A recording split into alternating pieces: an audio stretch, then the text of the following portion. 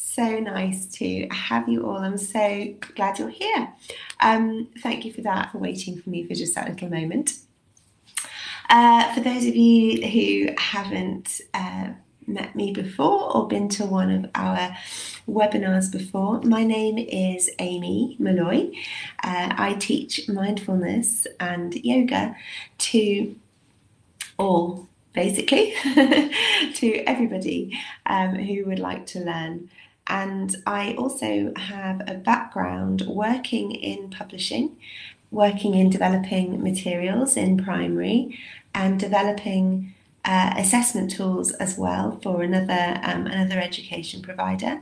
So I've a lot of background in working with the CEFR, in working in materials development, and in working in young learners. A few years ago, I moved into well-being and working in this sphere, and now I'm really excited. Over the last couple of years, I've been able to draw the two together, working on developing materials for schools and helping teachers like you and students to understand how we can bring mindfulness and well-being practices into the school environment. So it's really lovely to have it in ELT as well. So thank you so much for having me. Today is the second in our webinar series.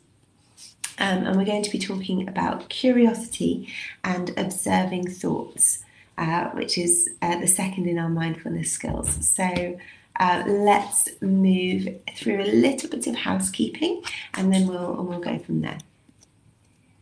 So today's webinar, if you missed something, we just want to listen over some things again, it will be recorded. So within the next couple of weeks, you'll receive an email with the recording link. And there's a certificate of attendance as well, which will be sent to you in the next couple of weeks too. So you'll receive an email with a personalised certificate. And any questions, I love to hear your questions. We will have some time at the end, just a few minutes at the end for some questions. So do feel free to pop them in the chat box, but also maybe note them down on your notepad or in your phone notes if you've got some questions, and we can deal with them at the end. Okay, lovely. Well, we'll be getting going. Hello to everyone who's been joining us. Thank you for the lovely comments. Okay, so what we're going to be learning about today is we're going to do a little bit of a review of the first webinar, just some of the content, because some of you might be joining us from a new, might be joining us for the first time, so we thought it'd be nice to put that into context for you. So we're reminding ourselves about what mindfulness is and why it's important for the ELT classroom in particular.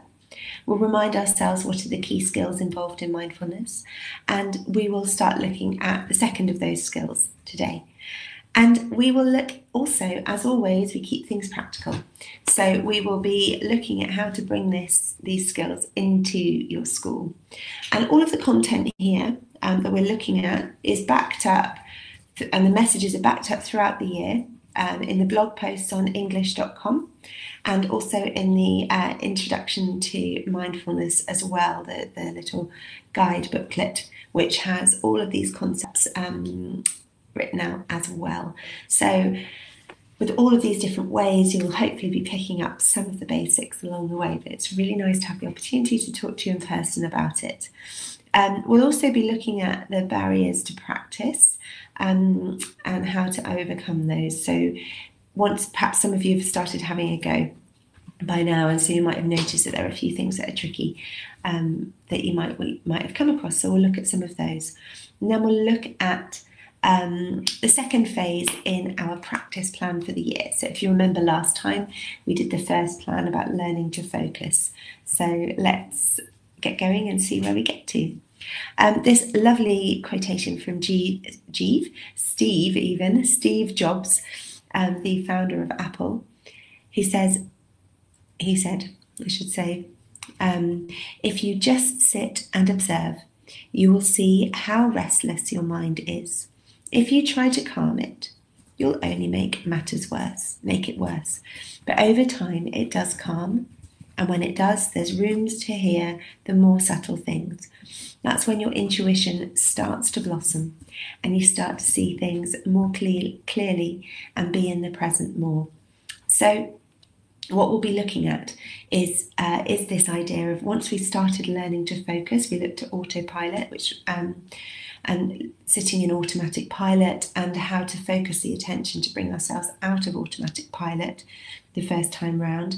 This time we're going to be looking at what happens when we start to focus more. We got used to focusing, but we just sit in one place and we start observing, and maybe we start to see a bit more detail. Okay. So let's go back, take 2, all about mindfulness and why it's important. We'll just spend about 10 minutes chatting about this and then we'll move on, okay? So what is mindfulness? Some of you who have already read some of the materials or might have your own personal experience, or maybe were here last time, will perhaps now understand more about the answer, some of the answers to this question. We have this picture here. It's not here to demonstrate exactly what mindfulness is. It is here to demonstrate that this is just one of the many, many, many routes to mindfulness. So they are sitting cross-legged. The lady's on a pole, doesn't look that comfy. They're wearing their robes. They look very peaceful and calm. But what's important is that whilst this might be exactly how they need to practice, for them, in their culture, that might be completely appropriate. But it doesn't have to look like that or be like that to be mindfulness. And that's the most important thing. Anyone can practice it anywhere at any time. And equally, they might look like that, but if they're just thinking about what they're having for lunch or who's walking down the street next to them, then maybe they're not actually practicing mindfulness. They might just be sitting cross-legged with their eyes closed. So hopefully that gives you a little hint as to what we're talking about. And I find, since mindfulness and this campaign is about experiences, the best way is to have a go. So let's have a go. If you feel comfortable to join in, then I'd really love you to try this. If you would rather just sit and listen, or maybe have a go later with the recording of the webinar, then that's fine too. Okay, so wherever you are, maybe you're walking down the street, listening on your phone, maybe you could find a quiet place to stop, or you could just have a go walking along. If you're commuting on the bus, maybe you're sitting in an office, or maybe you're at home. So just having a nice place that you can just stop for a moment and pop yourself sitting down comfortably. Just have a little roll back of the shoulders, just feel nice and comfortable, okay? Then sit up gently, not too much effort, but just gently nice and tall. And closing the eyes, if that feels okay, or you can take a soft gaze down at the keyboard, or at your lap or the floor.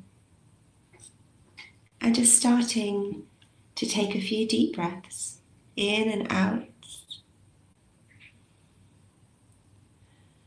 Just beginning to notice the effect of the breath in and the effect of the breath out.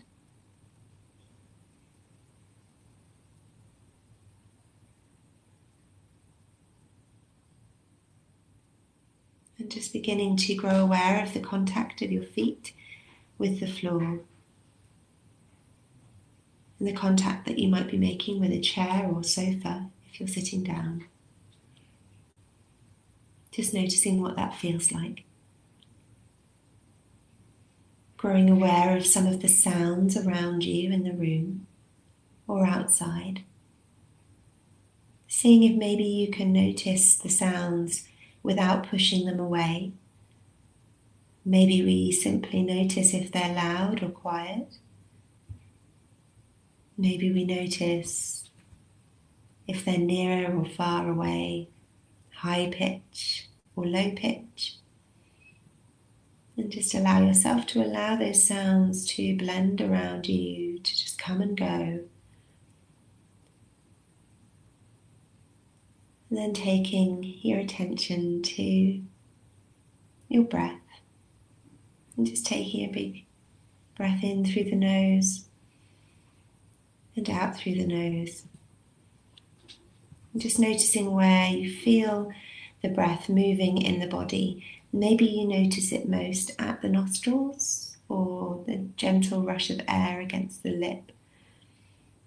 Maybe you notice it in the chest, rising and falling, or maybe right down in the belly, expanding and releasing. And just allowing your attention to rest softly where you feel the breath. And if the mind wanders, there's no right or wrong way to do this. Simply guide the attention back to the breath as soon as you notice the mind has wandered. It's a wonderful opportunity to come back to the present when we notice that the mind has wandered. Maybe counting each breath up to 5 could be a nice way to anchor yourself with the breath. And being kind in your inner voice as you notice your experience. Noticing if the air is cool on the way in or warm maybe.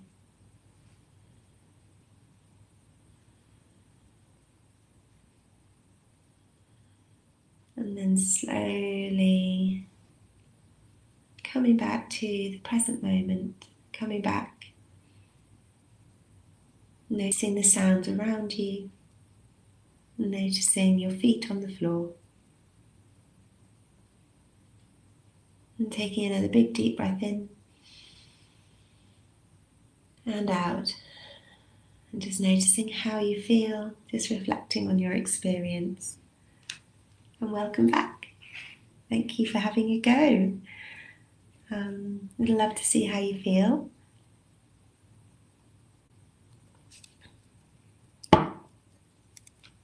I'm really glad that we're really enjoying that. Some great feelings there. Lovely. It's okay if it didn't feel so relaxing. Doesn't always. It doesn't need to. Lovely, wonderful. Thank you for those feedback. Relax, feeling lighter, beautiful. Back to reality. Lovely, great. So what's important to notice there is you were all sitting in different places. None of us had our robes on or were sitting on a pole. Well, I mean, I don't know, you might have been, but I doubt that's where you were. You hear and feel and smell more. What a lovely observation, Monica. Thank you for sharing that. Mindfulness, therefore, is the awareness that emerges through paying attention on purpose in the present moment and non-judgmentally to things as they are. So we draw out of that we're talking about the awareness that emerges. So we're not talking about how we go about it, we're just talking about that sense of clarity that you hear, your senses are clearer. I love that, Janaki, thank you. That was such a nice way of talking about it.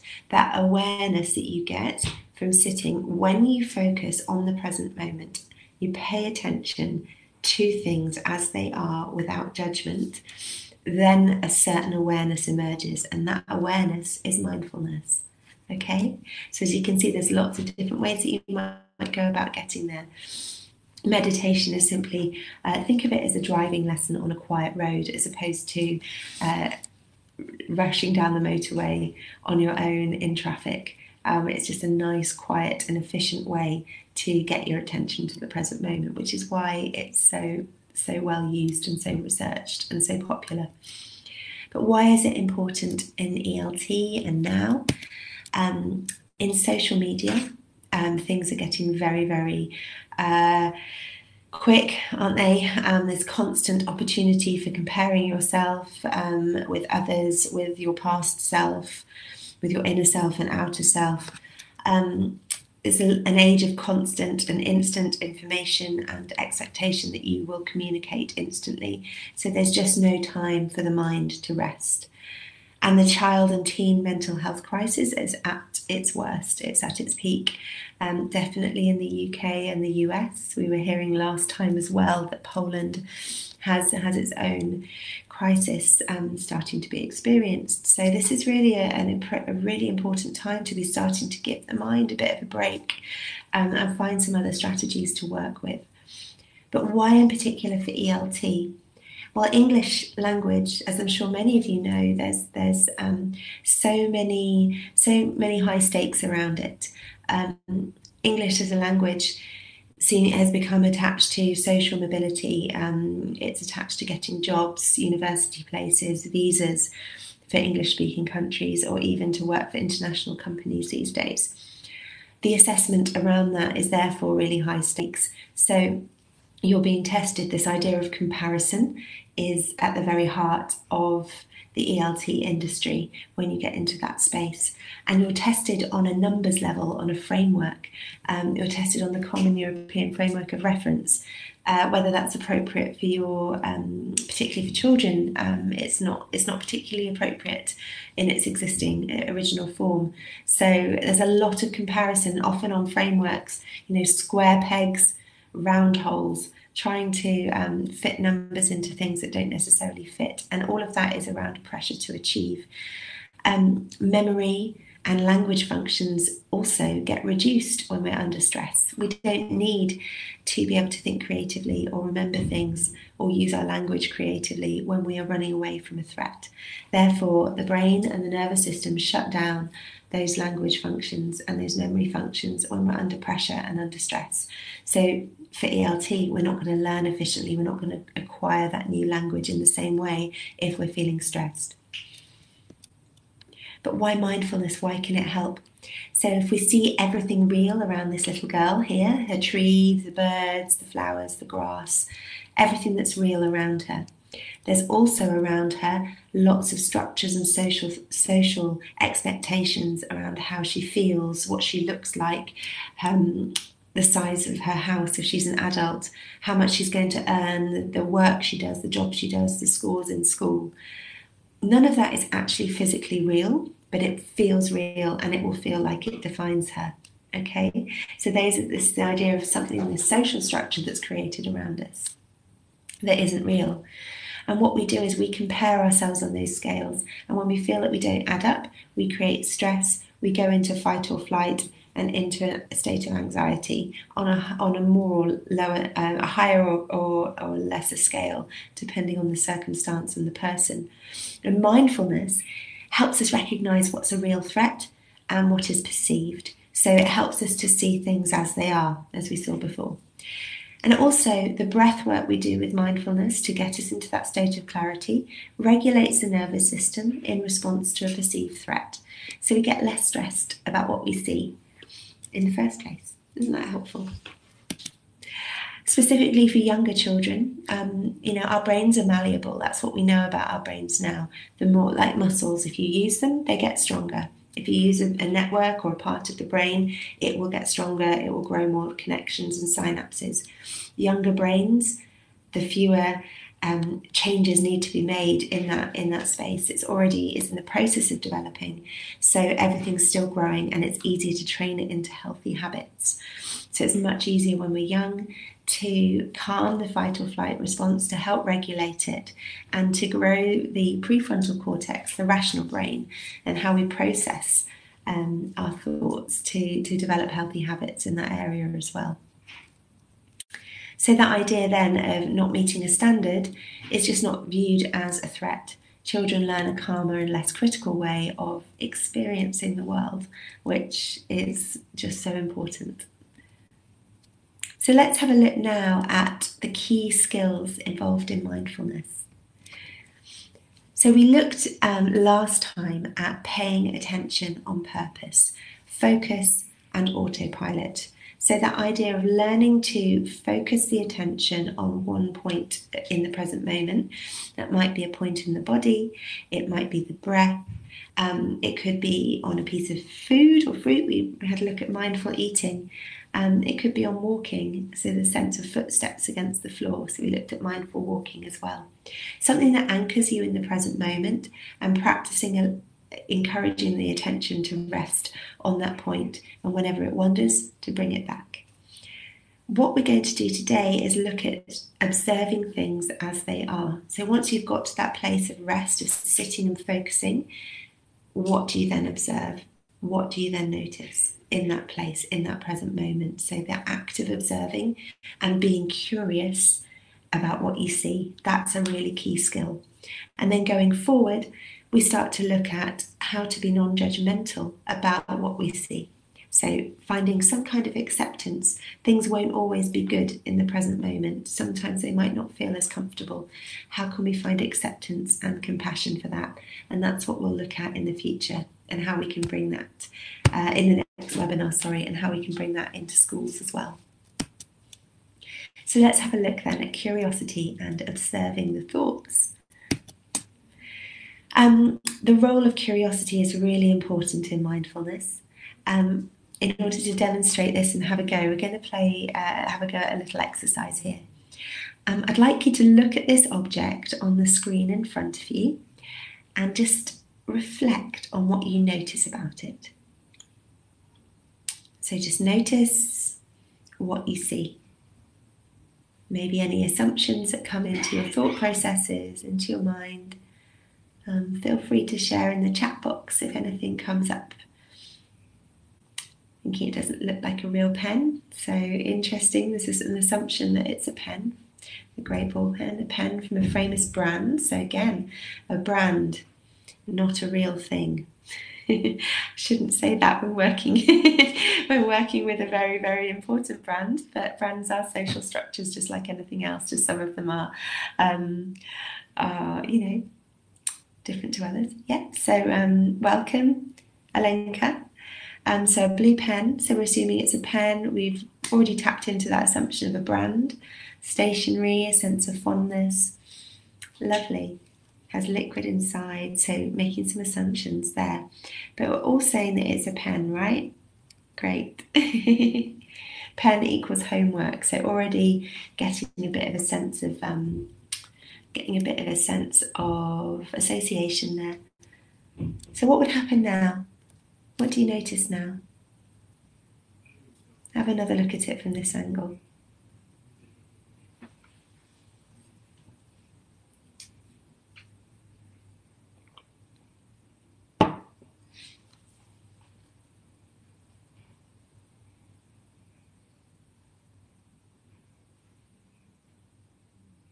Just interesting seeing, so blue colour again. Noticing the blue ink. Same object, different perspective. Pen is mightier than the sword, lovely. An open pen, pen resting on a vase, blue pen on top of something, yeah. And see if we can just start to notice other things. Reminds me of summer, lovely, showing direction. Some of these completed work, happy, satisfied. Really lovely associations being observed here. So if you notice this activity, this action of writing this down, it belongs to a gym. It's a bar in a gym. Interesting. So it even looks different here. Lovely. Threatening. Interesting. So even this idea of writing this down and sharing is beginning to get a bit of objectivity in your observation of this, which is really interesting. And now we're going to move on. What do you see now? What do you think? Starting to notice, just looking at the picture, imagining that you've never seen this before. An eye, fascinating.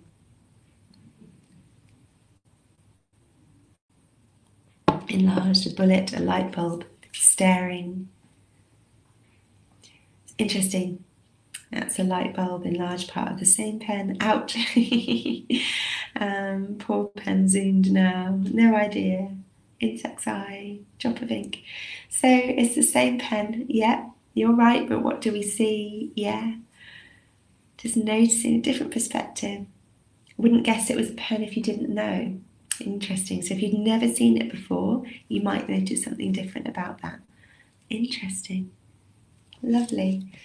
Great. So that little activity was all about finding different perspectives, and I really enjoy some of the things that you've shared there, that different perspectives, different photos, of the different angles of the same pen. So it was all a pen of a similar type, but actually looking at it from different angles gave you different perspectives, different associations.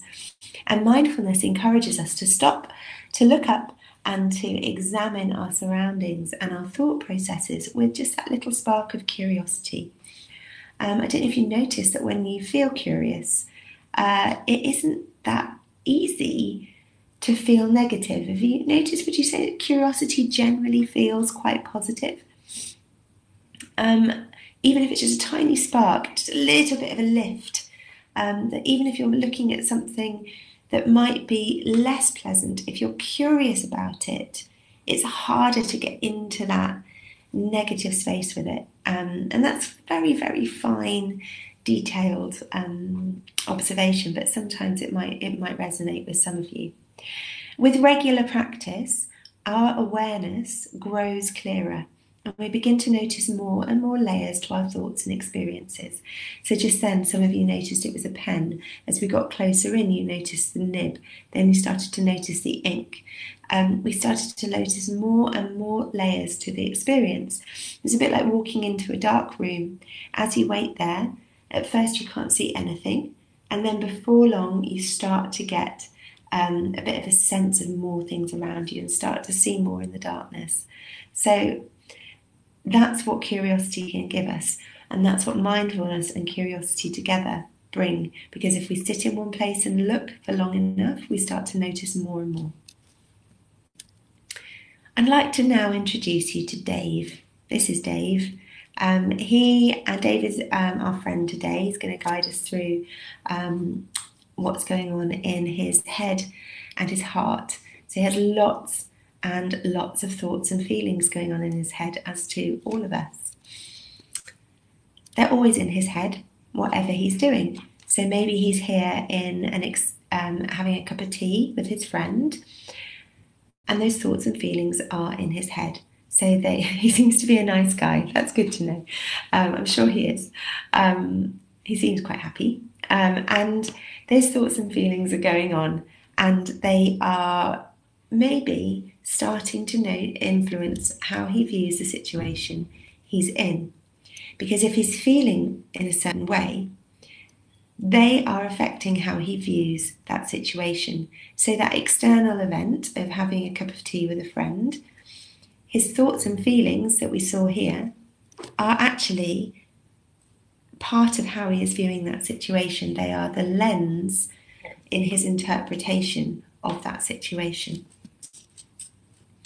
And in turn, how he then feels about that situation. So his thoughts and feelings affect how he's feeling.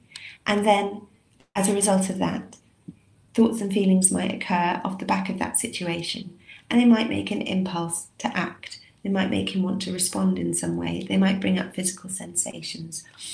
Let's think about if we're running for the bus, and we're running to get the bus, and a car drives past through a puddle and splashes us, and we get all soggy and wet, and we're running for the bus, and we get all kind of hunched up like this, and we get there and the bus is late, and it finally gets there, and we get on the bus, and we might just shout at that bus driver. We might just feel a bit grumpy and ugh. But imagine if you're walking to the bus stop and it's a really nice sunny day, have a nice calm walk, the bus pulls up, or maybe it's still late, but you don't mind waiting, you get on and you say hi. We are affected by our mood, by our thoughts and our feelings, and those thoughts and feelings that we were looking at before, that lens is influenced by everything that's come before us, be that years and years and years ago, be it 2 seconds before. And it's going to affect how we view the situation we're in, how we view that bus being late, for example. We might not mind about it, we might just be really, really cross and fed up. And then how we react as a result of that might change depending on how we're feeling, on our moods, on our mood, our feelings and our thoughts. So it's very easy in that situation to assume that those feelings and thoughts can define us, that they're facts about the situation, when actually the only fact about that situation in this picture here is that Dave is having a cup of tea with his friend. everything that he's putting on that situation, and we don't know the detail of that right now, is due to his thoughts and feelings on it. And that's what mindfulness helps us to see. We don't see the world as it is, we see it as we are. And that's from Danny Penman and Mark Williams. It's a really great, some really important thinkers in the world of mindfulness. And they've written a book called Mindfulness, Finding Peace in a Frantic World. And I'd really recommend having a read of that. It's got some great resources with it as well. And I love this quotation, that we don't see the world as it is, but as we are. So we're not looking at it, and our perception of reality is influenced and completely created by our thoughts and feelings about it in our own heads, which is so fascinating to me. When we think about sounds and thoughts, they're actually quite similar. This is how mindfulness can help us. So a thought is a sound. When you think about a sound, as we tried in our meditation at the start, we can assume that a sound is a particular object making that sound, okay? But when we break it down, what we can realise is that actually the sound itself is simply just a pulse, a quick pulse of brain activity when the sound goes in through the ear and recognises that as a sound.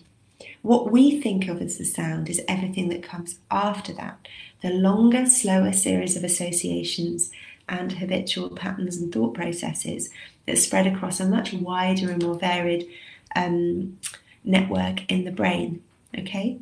So we might think of a sound. So let's think of, say you are growing up in a small farming village in Europe somewhere in the Western world, and you hear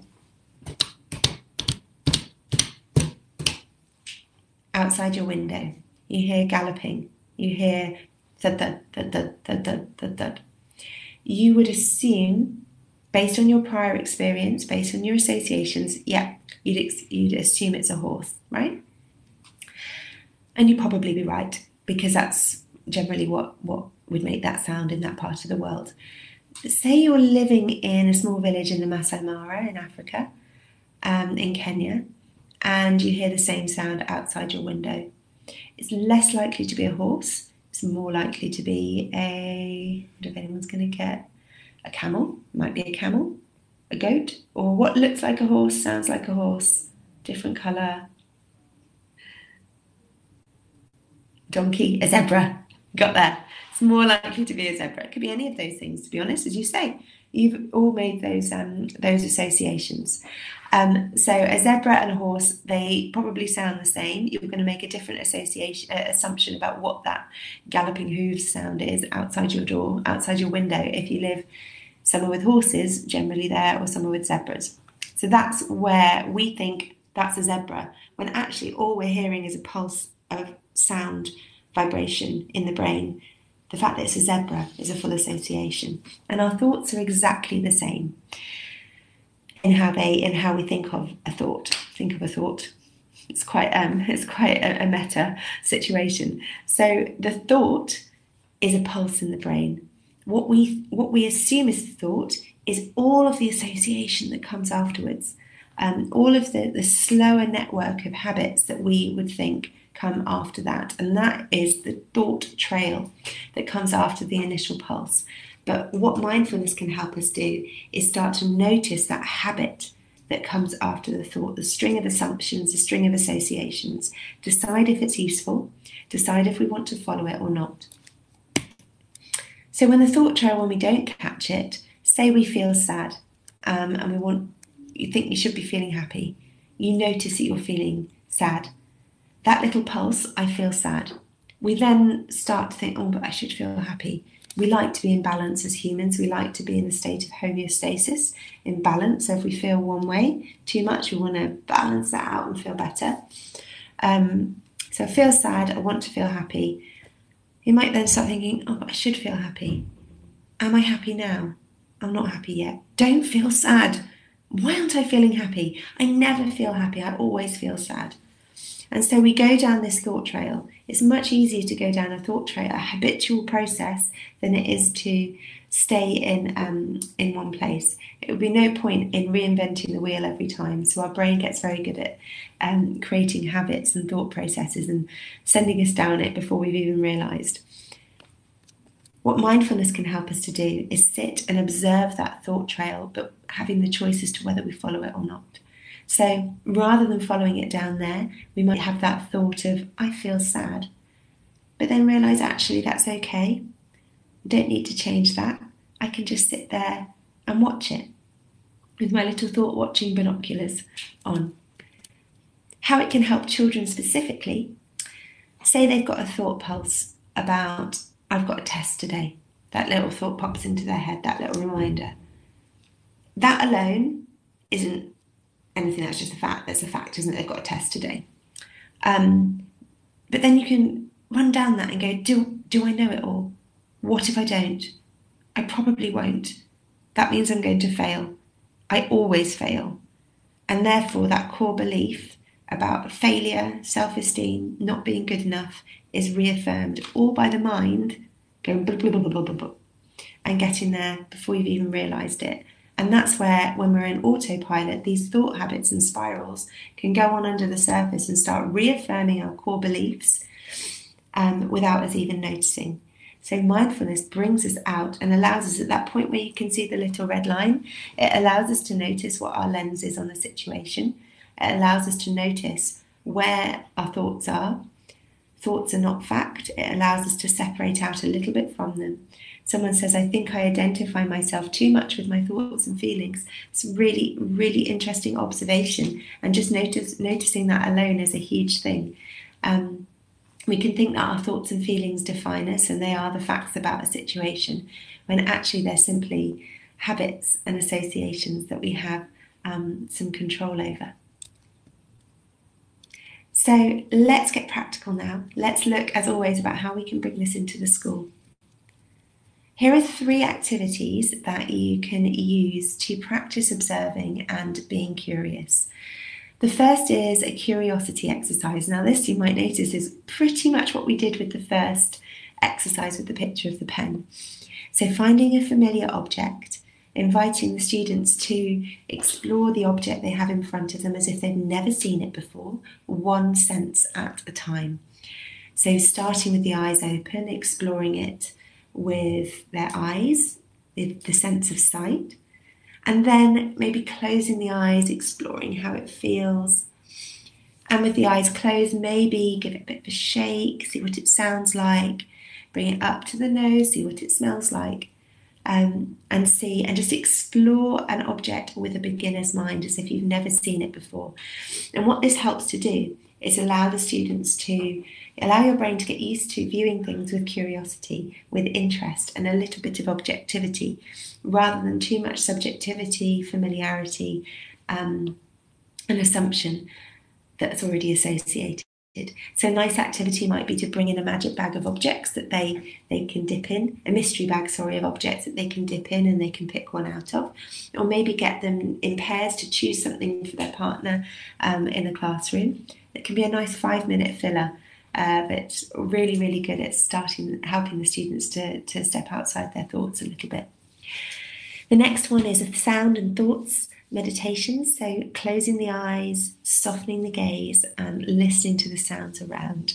And rather than applying a label to them or pushing the sounds away, observing how loud or quiet they are, how near or far, maybe how high-pitched or low-pitched.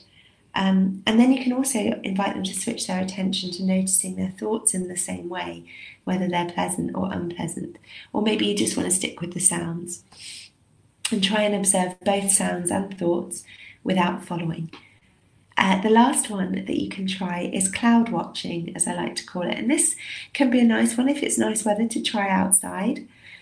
So to close the eyes and soften the gaze, or if you're outside, you could just stare at the sky. Just watch 10 breaths go in and out just to center and focus, and then begin to notice your thoughts. And imagine popping each thought onto a cloud as it comes into the head. Watch the cloud and the thought just float away as they come in and out of the mind, while all the time you just stay looking at the blue sky, the mind like a blue sky, and the clouds simply floating away. And it can really help to see that clouds and thoughts come and go in their own time, and we can choose whether or not to respond to them or to follow them. Now, we've got some recordings of these coming up onto the resources page in the next few weeks. So as soon as those are out, you'll be able to use them with your students and for yourselves as well. There'll be versions for you too. So let's look briefly at bringing it into school. We looked last time at the practicalities of bringing mindfulness into the classroom, so how you might set up a session. Just to review for those of you who are new today, that you maybe you don't even need a special space. You can do it absolutely anywhere, be it 2 or 3 minutes at the start of a lesson at their desks. That's plenty of time just to be getting going. But if you have space and time, you want to bring it into the classroom and dedicate some time in a lesson to it, then you can. Maybe even a lunchtime club, but again, this isn't necessary, only if you want to. You might even want to bring it into the content of the course itself. So maybe use the body scan like we tried last time to learn body vocabulary, and we'll have some more resources around this too coming up. But one thing I wanted to look at today was the barriers to practice, because if you have been doing some mindfulness practice with your students, you might have come up, any new habit, any new practice is going to bring up a few little plateaus and things, so I thought we could address some of those together. So one barrier to practice that might be in a school setting in particular is opposition from parents, or kind of theological, spiritual opposition to what might be deemed a spiritual practice. It does have roots in Eastern spiritual traditions, and some of the religions might come from a similar root ball that mindfulness comes from, if you think of it as a tree of philosophies coming off it. But this that we're talking about now is not a spiritual practice. There might be similarities, the kind of core, some of the things might be the same in actually the effect, but what we're talking about here is a secular practice. We're talking about breathing, relaxation, calming the mind and calming the nervous system. It's a practice that's supported by scientific research. So you might find it really helpful to look up Penman and Williams, as they're just quoted at the top there. Look up John Kabat-Zinn as well. He has some great papers on mindfulness. And there's a growing body of evidence of mindfulness in schools as well. So you might even find that the term mindfulness is too much, and it has associations for some parents. So maybe you don't even need to make that big a thing of it. Maybe you can talk about relaxation, talk about breathing, talk about exam stress relief, or stress strategies. Bring it into the language that works for your school and for your parents, and that will be key. Frustration or plateaus after a particularly successful start. Maybe you've had 2 times where it felt really good and you felt super relaxed afterwards, and then it just, you've got a busy head the next time, it just doesn't work, or the students are finding it frustrating. The key is to keep patient, keep consistent, keep going through the motions. It's a habit that needs to build, and a habit forms when we grow used to doing the same thing in the same context time after time. So at first there might be a bit of conscious effort around that, but in time it will become a habit, and it will become easier. So do stick with it, keep it as part of your routine somehow for your students, and in time they'll learn to just go with it, and see what happens. And it's not always going to be relaxing and calming. It's going to be a barometer to the present moment, and sometimes we'll find good and calm in the present moment, sometimes we won't.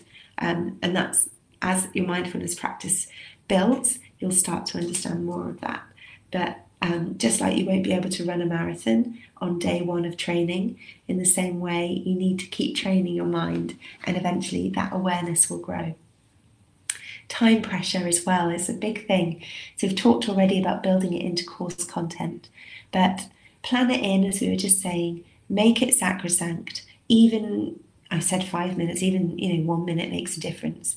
And then maybe that will grow in time. But just start small and remember that the experienced meditator is not one whose mind doesn't wander, but one who becomes used to beginning again. Now we can refer to that as the mind wandering in a meditation. You could also think bigger and think of it as your practice. Okay, so maybe you have you think, oh, I've let that slip. Come back to it, come back to it, come back to it. And in time, you'll build it up.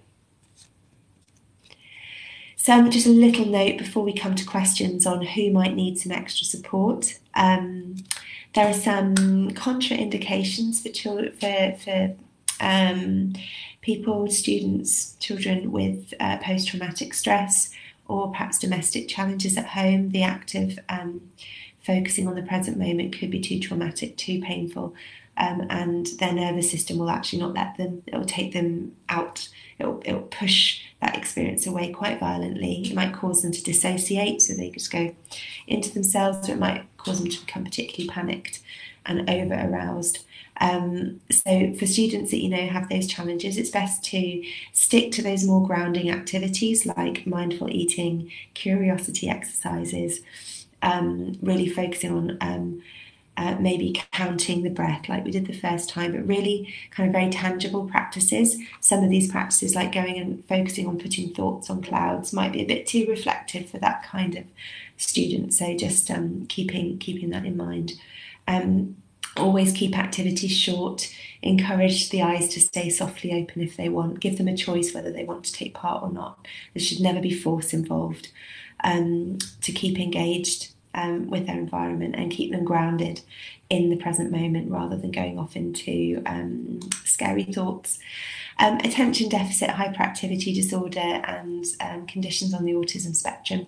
You might find that just having a chat with their SEM professional or their healthcare professional might help just to support their practice. But again, there's some benefits, lots of evidence around the benefits, particularly for ADHD, but do keep it short and keep the eyes open and keep them focused and in a calm environment to do that. Okay, so just a note as we move into these more reflective practices to keep an eye on those areas. Okay, just to keep yourselves safe as well.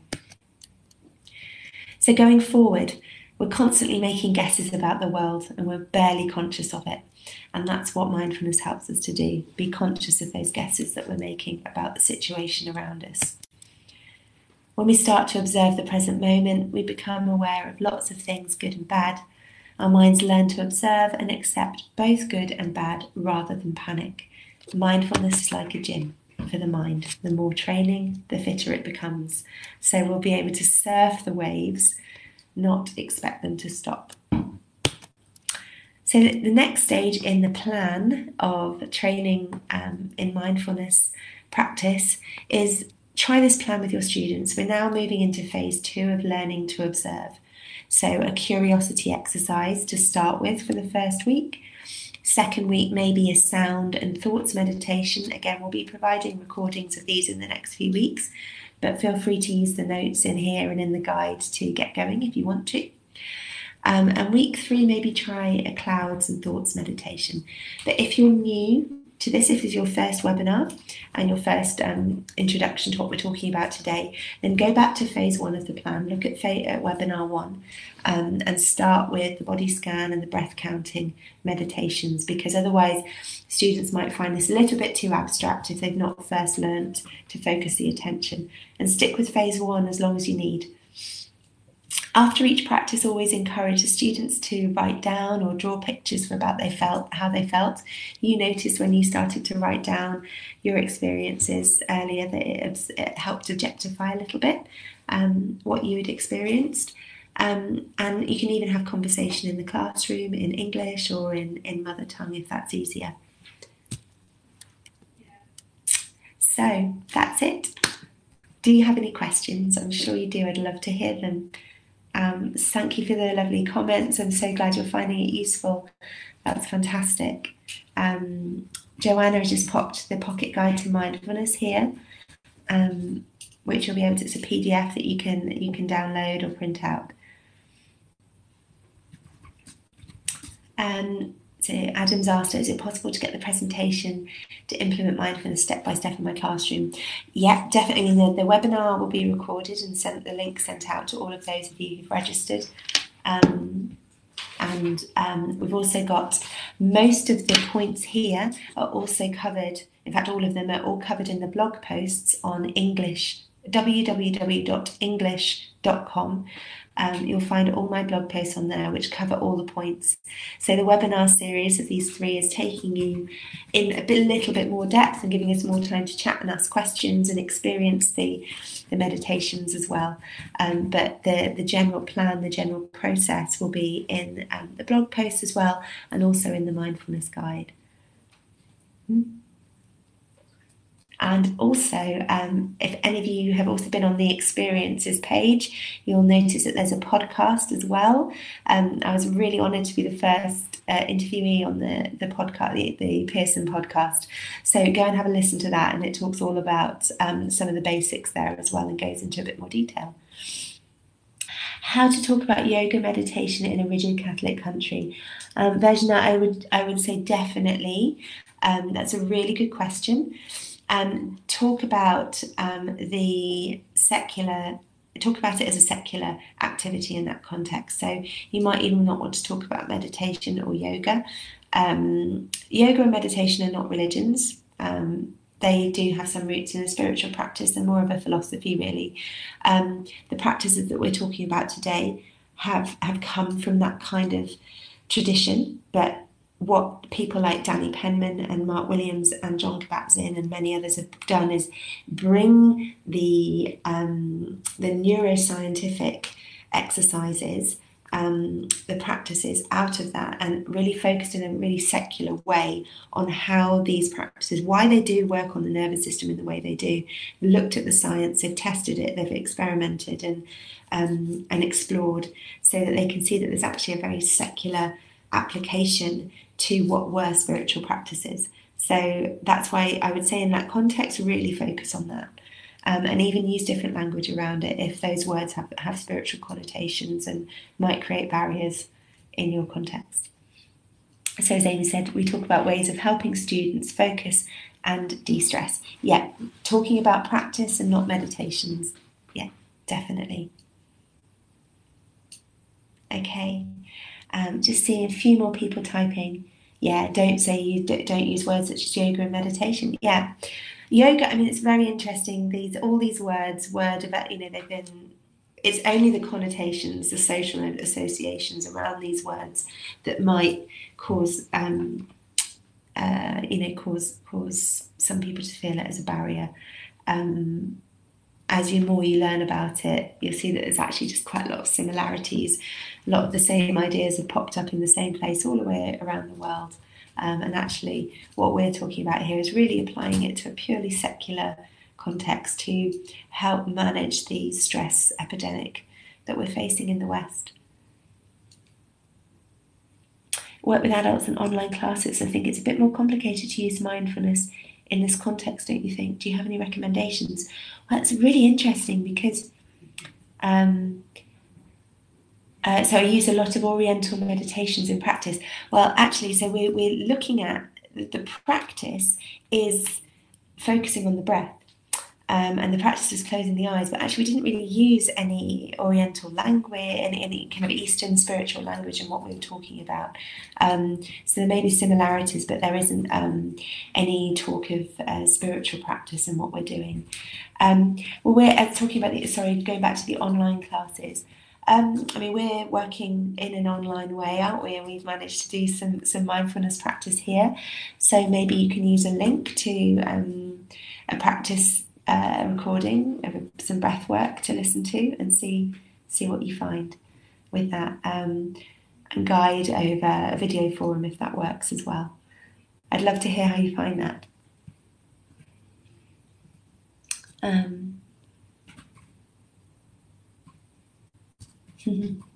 Lovely.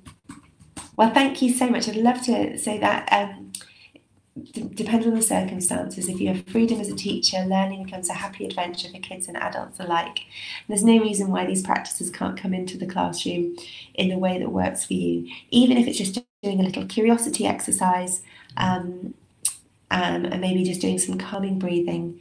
However you want to try it, that's all that matters. So just one more minute. I've got just more training in the area. There's lots of resources online that you might find. There's a project called Mindfulness for Schools in the UK, which does some great training for teachers. I trained with a really lovely teacher called Shamash Aladina, who's done quite a lot of work on mindfulness for stress. So that's he does online programs as well, so that you might find that helpful if you wanted to train to teach. There's a lot of resources out there. We've got resources coming specific for ELT. You could try apps like Headspace, Calm, and Smiling Mind as well. Yes, and the blog posts on mindfulness, there's some really practical tips in there as well, so do have a look. All of the materials we're creating in the Experiences campaign correspond with each other and they tie in. So depending on how you learn and what context you're in, read a blog post on the train, listen to this webinar again at home, use the recordings that we're going to put on the resources page soon as well in class. We're going to provide worksheets as well, so see how you get on. It's been a pleasure, and I'll see you again next time. Thank you so much, everyone. Do take care. All the best. Bye. Yeah, worksheets for students. Bye. Take care.